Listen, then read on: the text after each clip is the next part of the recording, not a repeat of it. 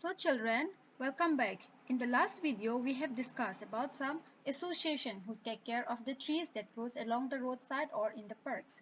Also, we have discussed about the common trees. Today, we will discuss on the wild plants and also some medicinal plants. So here we will see, here one part of the common trees is here. The Indian gooseberry is a tree that produces a fruit called amla. It has greenish-yellow flowers. Amla has many health benefits and it's used to make tonics and hair oil. So Indian gooseberry we commonly say as amla. It is a greenish-yellow flower and it has, as we all know, that it has many health benefits. It is also used to make tonics and also it is used to make some hair oil. Now we will see here wild plants. Wild plants are plants that grow rapidly and affect the growth of the other plants around them. So what are wild plants? Wild plants are those plants. They grow very fast or rapidly. They also affect the growth of other plants that grow around them. They are considered undesirable and are also called weed. They are considered undesirable and they are also called weed. Now we will see what are weeds. Some weeds are used as medicines, common weeds. So here these weeds are used as a medicines also. Now we will see what are those common weeds. Common weeds, Congress grass. Congress grass is a common weed in India. It grows along river bank, roadsides and railway track. So this Congress grass is commonly found in India, and where does it grow? It grows along the river bank, roadside, and it is found in the railway track also. Congress grass affect both plants and humans. So it's not only affect the other plants, it also affect the human being also. It slows down the growth of the neighboring plant and causes allergy, asthma and common colds in human beings. So it slows down the growth of the other plants and it also causes allergy, asthma and common colds in human beings. Now next, daisies grow along hillsides or in meadows. So this is a daisy flower. These are grow in the hillside or in the meadow. In the meadow, we will mostly see this flower, daisy flower, and the other plants are rare in scatter. Their flowers are white in color. You see here white in color. They grow rapidly even in mild winter. They grow very fast even in winter season, in the mild winter, and affect the growth of the plants growing near it. So it also affects the growth of the plants that are growing near the daisies plant. Now we will see water hyacinth. Water hyacinth can grow up to 1 meter in height. Its leaves are waxy, round and thick. It has beautiful purple flowers. Water hyacinth grow rapidly and cover the entire surface of water. So water hyacinths, we see water hyacinths in the water and it grows up to 1 meter in height and its leaves are waxy and in round shape and it is thick.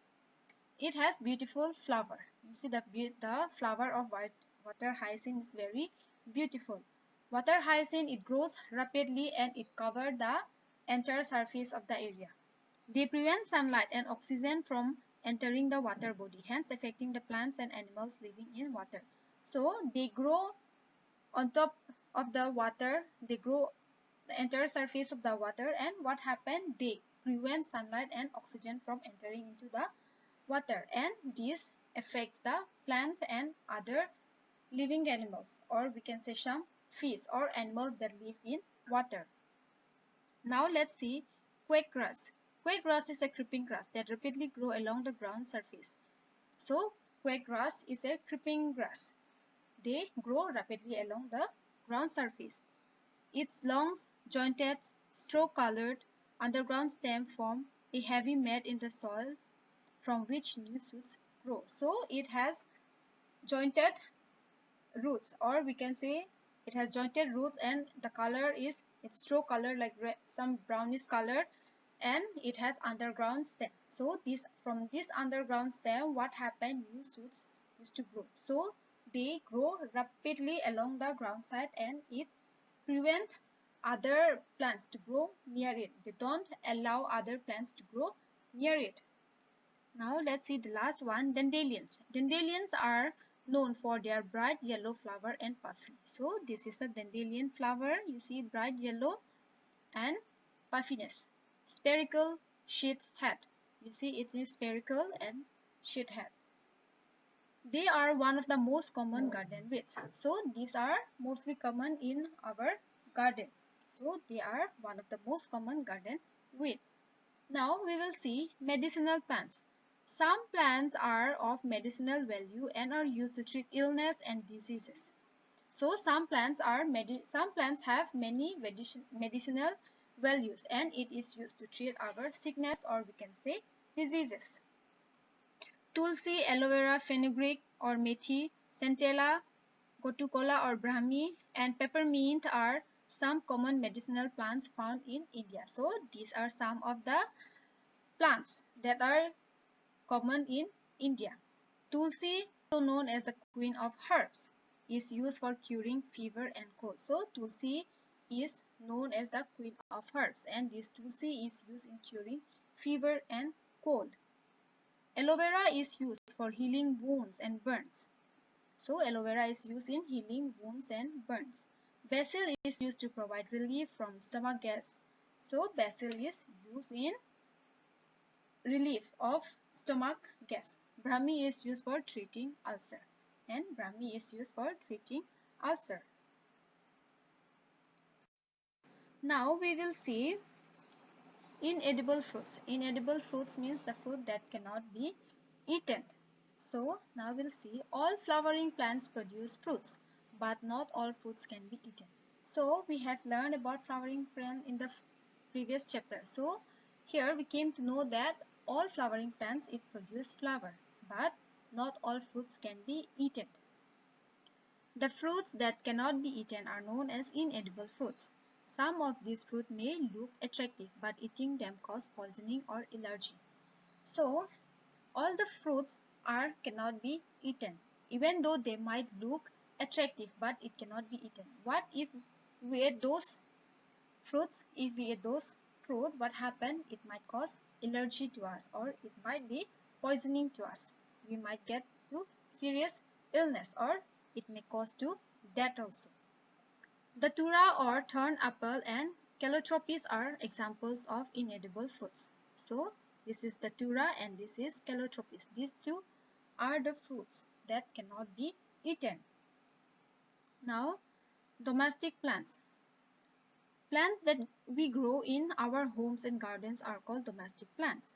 Plants such as mint, coriander and tulsi are used in making food.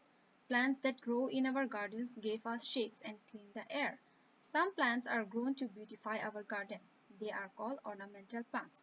Croton and bougainvillea are examples of ornamental plants. So domestic plants are those plants that we grow in our homes and in our gardens. So plants such as mint, coriander and tulsi. We have mint, coriander and tulsi in our home. It is used in making food.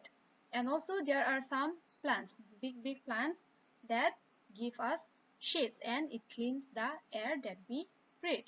And some plants are also there that is to beautify our garden or to beautify our home. So those plants that beautify our garden is called ornamental plants. Here two pictures are there. This is croton and this is bougainvillea. These two are the examples of the ornamental flowers. Now let's see people living in forests. There are many tribal groups that live in forests. Many of them depend on forests for their livelihood. So there are still many people or many tribal peoples that live in the forest. So many of them are depending on these forests for their livelihood.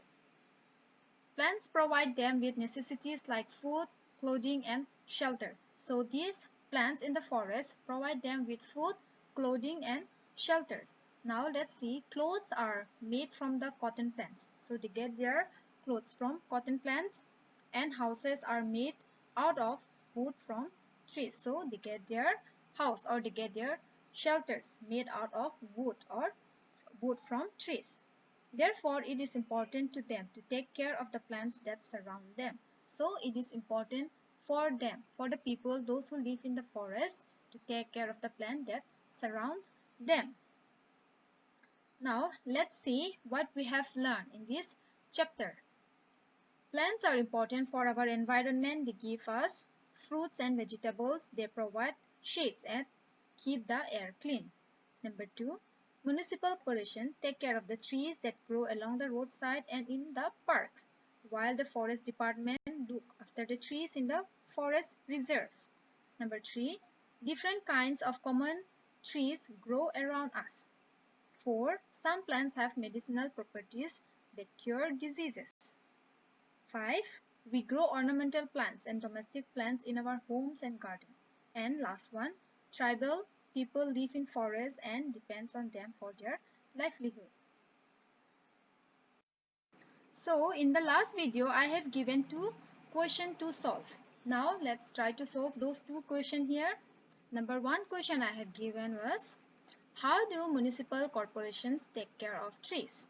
Answer is, municipal corporations take care of the trees in the following ways. Number one, they provide water to the trees that grow in parks or along roadsides. Number two, they provide fences around plants to protect them from stray animals. And second question was, name two medicinal plants and their uses. Answer is, the two medicinal plants and their uses are, number one, I have given tulsi. It is used for curing fever and cold. And number two I have given is aloe vera. It is used for healing wounds and burns. So here we stop with our chapter 5. We will meet in the next video with our new chapter.